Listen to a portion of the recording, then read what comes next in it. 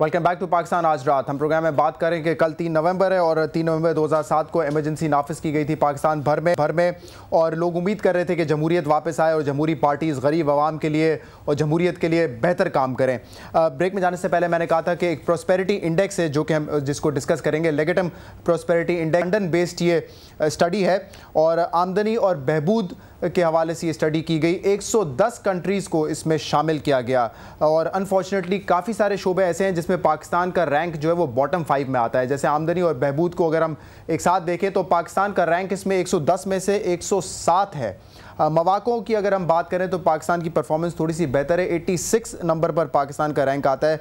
मईशत और सेहत में पाकिस्तान 96 नंबर पर है। तर्ज़ हुक्मरानी में यानी कि गवर्नेंस में पाकिस्तान का रैंक 98 है। तालीम में पाकिस्तान का रैंक जो है वो 105 है, यानी कि फिर हम बॉटम 6 में हैं। हिफाजत और सलामती में पाकिस्तान का रैंक 109 है। शहरियों की ग़िज़ा और रिहाइश की सलाहियत में पाकिस्तान का रैंक 85 है और इसके अलावा सियासी इस्तेहकाम यानी कि पॉलिटिकल स्टेबिलिटी में पाकिस्तान का रैंक 105 है। शजील मेमन साहब, ये दिखाने का मकसद ये है कि हमारी परफॉर्मेंस जो है वो पिछले सालों में बद से बदतर होती जा रही है।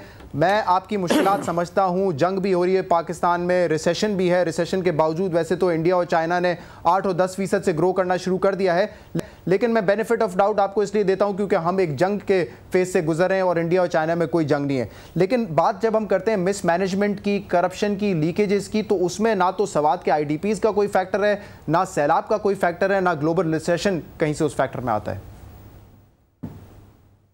शहजाद साहब देखें, काफ़ी बातें हुई हैं, कुछ आपने की हैं, कुछ MNA साहब ने कही हैं। मैं आपको तफसीलन बताना चाहता हूँ हर चीज़ पे। जहाँ तक इन्होंने बात की पंजाब में, पहले मैं उस चीज़ का जवाब दे दूँ फिर मैं अपनी चीज़ को क्लैरिफाई करता हूँ कि इन्होंने कहा कि कोई सबूत नहीं मिला इसमें सस्ती रोटी में। तो मैं ये बात क्लियर करना चाहता हूँ कि इन्होंने इतनी बारीकी से वहाँ पे काम किया है। मैं इनको MNA साहब को नहीं कह रहा, लेकिन जो लोग सस्ती रोटी को वहाँ पे उस पूरे काम को देख रहे थे, इतनी बारीकी से काम किया है कि उसका कोई आप ऑडिट कर नहीं सकते। अरबों रुपए खर्च हुए, कितनी रोटियाँ पकी, कितने लोगों को रोटियाँ मिली, क्या उसका तरीक़ेकार था कि सस्ती रोटी किसको मिलनी है, किसको नहीं मिलनी, कौन मुस्तहक है, कौन मुस्तहक नहीं है, क्या उस तंदूर वाले ने आगे ब्लैक मार्केटिंग में बेची, क्या कि उसको कोई कहीं से ऑडिट नहीं हो सकता। मतलब आप कह रहे हैं कि नकल में भी अकल चाहिए होती है और उनके पास वो अकल है, लेकिन आप लोगों के जो करप्शन और मिसमैनेजमेंट होती है उस नकल में आप लोग अकल इस्तेमाल नहीं करते, इसलिए फंस जाते हैं।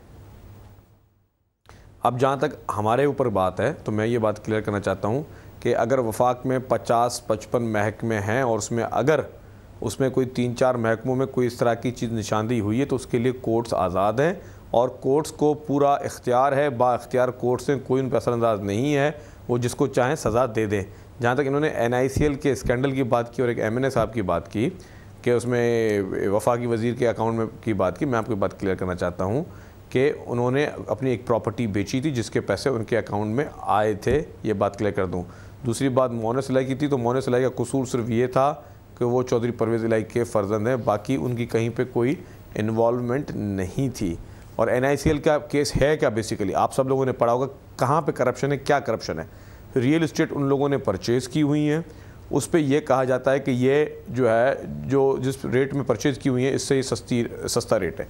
अब होता क्या है वो आपको मैं बता दूं, अगर आप पाकिस्तान के किसी भी हिस्से में कोई भी प्रॉपर्टी परचेज़ करते हैं तो कलेक्टेड रेट जो गवर्नमेंट का होता है वो हमेशा नीचे होता है और मार्केट प्राइस जो होती है वो उससे ऊपर होती है। ये मेरे ख्याल से सबको पता है कि पाकिस्तान में यही प्रैक्टिस है। अब NICL के उस चेयरमैन ने, अयाज खान नियाजी ने प्रॉपर्टीज़ परचेज़ की थी NICL के लिए, अपने लिए कोई पसंद के लिए नहीं की थी। मेरे ख्याल से शर्जील साहब, क्योंकि ये केस अदालत में है तो इसकी तफसील में तो हम नहीं जा सकते और इन्फ्लुएंस भी नहीं कर सकते अदालत को या सुप्रीम कोर्ट को, तो वो बेहतर है कि केस में साबित हो जाए। बात यह है कि मोहन सिलाई अभी बरी हो चुके हैं। शहजाद साहब, आप एक जाती कर रहे हैं, मेरी बात सुनने देखें।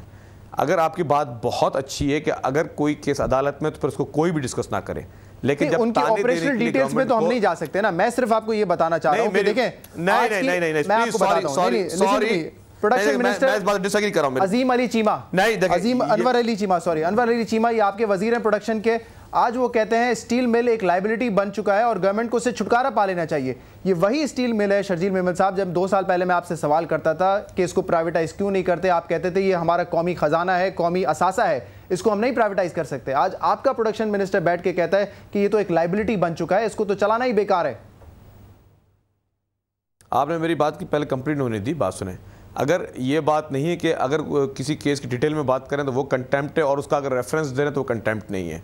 अगर कोर्ट में केस चल रहा है तो फिर कोई भी, चाहे एंकर हो या पॉलिटिशियन हो, हमें इस चीज़ का ताना ना दे, और अगर कोई ताना देता है तो फिर हमसे पूरी तफसीलात। लेकिन हम आपसे ये कह सकते हैं कि आपका फलाना केस अदालत में चल रहा है, आरपीपी का केस अदालत में चल रहा है, हज स्कैम केस अदालत में चल रहा है जी। नहीं, जब तक डिसीजन ना आ जाए तो आप किसी को करप्ट किस तरह कह सकते हो कि आपके दौर में ये करप्शन है, क्योंकि आपका वो केस चल रहा है, आपका हज स्कैम चल रहा है, फैसला तो अभी तक नहीं आया है। इस तरह के केसेस की अगर बात होगी तो मियां नवाज शरीफ साहब के हुदैबिया पेपर मिल का केस भी चल रहा है, मनी लॉन्ड्रिंग का भी केस चल रहा है, सारे केसेस चल रहे हैं, तो फिर आप उनको करप्ट नहीं कहते। इससे कोई डिनाई नहीं करता। लेकिन उसके लिए कोई नहीं कहता, लेकिन पाकिस्तान पीपुल्स पार्टी पे सबकी जो है उंगली जल्दी उठ जाती है। बात यह है कि मैं आपको एक बात मतलब बताऊं आपको, जहां तक आपने स्टील मिल की बात की, स्टील मिल से पहले मैं आपको बताऊं कि ये तो वो चीमा साहब बताएंगे जिन्होंने ये बयान दिया है कि लायबिलिटी है या क्या, ना ही मेरे पास उसके अकाउंट्स, और ये वैसे भी फेडरल गवर्नमेंट इसको देख रही है। भरोसा रखे ना आप अपने वजीर पे, भरोसा रखे। वो कह रहे हैं, प्रोटेक्शन मिनिस्टर वो कह रहे हैं बेकार हो चुका है ये इदारा, लायबिलिटी बन चुका है हमारे लिए। मेरी बात मैंने सुन ली, आपकी एक बात दोबारा रिपीट ना करें। मैं आपको कह रहा हूं कि पीआईए के लिए शौकत अजीज ने बाहर मुल्क में जब प्राइम मिनिस्टर ने ये स्पीच की थी कि I want to sell PIA in $1, PIA क्या इससे पहले प्रॉफिट में थी? नहीं थी, लेकिन उस वक्त कोई उंगलियां नहीं उठाता था, अब सब उंगलियां उठा रहे हैं। बात यह है कि ये इदारे हमारे काफ़ी अरसे से अनफॉर्चुनेटली खसारे में चल रहे हैं, लेकिन इसको क्योंकि हम कौमी असासा समझ कर हम चाहते हैं कि इसमें बेहतरी आए, और बेहतरी के लिए गवर्नमेंट कोशिश करती है। मुझे एक बात बताएं शहजाद साहब, कौन सी हुकूमत चाहेगी कि उसके दौर इक़्तिदार में कोई स्कैंडल उसके ऊपर बने या उसके इदारे तबाह हों? इससे पहले मुझे अफसोस है कि हबीब बैंक के लिए किसी ने कोई बात नहीं की। हबीब बैंक की जितने में सेल की गई और जितने उसके एसेट से उसका क्वार्टर में उसको सेल की गई है, और उस वक्त मीडिया भी आज़ाद थी, कोर्ट्स भी थी, लेकिन किसी ने एक उंगली तक नहीं उठाई कि हबीब बैंक की निजकारी किस तरह हो गई। और यही स्टील मिल पहले प्राइवेटाइज हुई थी, तब लास्ट गवर्नमेंट के बाद इस तरह के केसेस गवर्नमेंट्स में अगर कोई आते हैं तो आप उसको फिर सबकी निशानदेही करें। बात सिर्फ एक पार्टी पे मलिक साहब से लगाना। इस चीज़ का जवाब लेना चाहूँगा। परवेज मलिक साहब, ये मुझे बताइए, जिन इदारों का आपने भी जिक्र किया, रेलवे का जिक्र आपने किया, आप बिल्कुल ऐड करेगा इसमें, लेकिन मेरा सवाल भी साथ साथ आप सुन लें। पीआईए का क्या हाल है ये भी हमारे सामने, पाकिस्तान स्टील मिल की मैंने मिसाल आपको खुद दे दी। तो क्या वजह है, क्या इन इदारों को जो है अपने पैरों पे खड़ा करना इतना मुश्किल है? क्या इसका भी जो है हम ताने बाने जंग से मिलाएं या फिर फ्लड से मिलाएं या डेंगू से मिलाएं? देखें, बात ये नहीं है कि जी करप्शन, अब करप्शन के अलावा मिसमैनेजमेंट की बात की है। आपने अगर कोई इदारे चलाना है तो आप क्या करेंगे? आप उसके हेड को ऐसा बंदा अपॉइंट करेंगे जो उसके लायक हो, जो उसको चला सकता हो, अबव बोर्ड हो, डिसीजंस ले सकता हो। आप मुझे बताएं कौन सी, किसी अदारे की बता दीजिए इन्होंने जो तैनाती की हो, किसी मेरिट पे की हो। इन्होंने याज न्याजी साहब का नाम दिया, उसका क्या मेरिट था हमें तो नहीं पता, क्या मेरिट था, वो किसका दोस्त था सबको पता है, और उसकी क्या बैकग्राउंड थी, क्या वो इस लायक था कि उसको हेड कर देता। ओगरा का चेयरमैन किसी का ब्रदर इन लॉ बना दिया गया कि जी वो उसका ब्रदर इन लॉ है, कोई उस एक्सपीरियंस नहीं है, उस रुतबे की बात नहीं है। आप किसी एक अदारे की बात कर लीजिए, और फिर अब रेलवे की बात कर लीजिए। रेलवे में आप देख लीजिए, कभी आपने सुना था कि रेलवे के इंजन के रेडिएटर्स जो हैं वो रेलवे गोडाउन से अंदर से कुछ 10 टन का एक वो रेडिएटर है, वो कई रेडिएटर ही बाहर चोरी हो गए और निकल गए आपके उस रेलवे के वॉच एंड वार्ड को डिफीट कर। तो ये चीज़ें हैं जो हम समझते हैं कि जी एक तो दानिस्ता तौर पे ऐसे लोगों को लगाया जाता है जो आपके ज़ाती दोस्त हों, जो दोस्त रहे हों या आप उनके साथ कहीं रहे हों, आप उनको लगाएंगे ताकि वो इस अदारे को हेल्प करे, हेड करे और इस तरह करे जिस तरह आप चाहते हैं। और फिर उसमें आप एक नीयत की बात है, एक उसको चलाने की बात है आपकी। मैं समझता हूँ हर अदारा ठीक हो सकता है प्रोवाइडेड आप उसके साथ मेहनत करके सही उसके जो इंग्रेडिएंट्स हैं, सही स्किल्स, कई एक्सपर्टीज, सही उसके हेड ऑफ़ द डिपार्टमेंट को आप लगा के चलाएं तो अदारे नुकसान कम होते जाते हैं। मगर यहाँ तो हर चीज़ बढ़ती जा रही है, आपके सामने ही है, हर चीज़ रिवर्स होती जा रही है। जी मेमन साहब, कोई चीज़ बेहतर होती हुई हमें नज़र नहीं आ रही। आपको हमने टैक्स टू जीडीपी रेशो क्या छोड़ा इनके सामने है, हमने उस वक्त क्या इन्फ्लोज छोड़े आपके सामने। आज आप अपना डेफिसिट देख लीजिए, इकोनॉमी का क्या हाल है। वहाँ से अगर कोई 4 पैसे आ भी जाते हैं तो आपके 10 रुपए उस पे खर्चा हो जाता है। मलिक साहब, शर्जील मेमन साहब रिस्पॉन्ड करना चाह रहे हैं आपकी बात को। जी शर्जील मेमन साहब। जी ज़रूर ज़रूर। इन्होंने जिस तरह मेरिट की बात की, अयाज खान न्याजी से पहले मैं शुरू करता हूँ।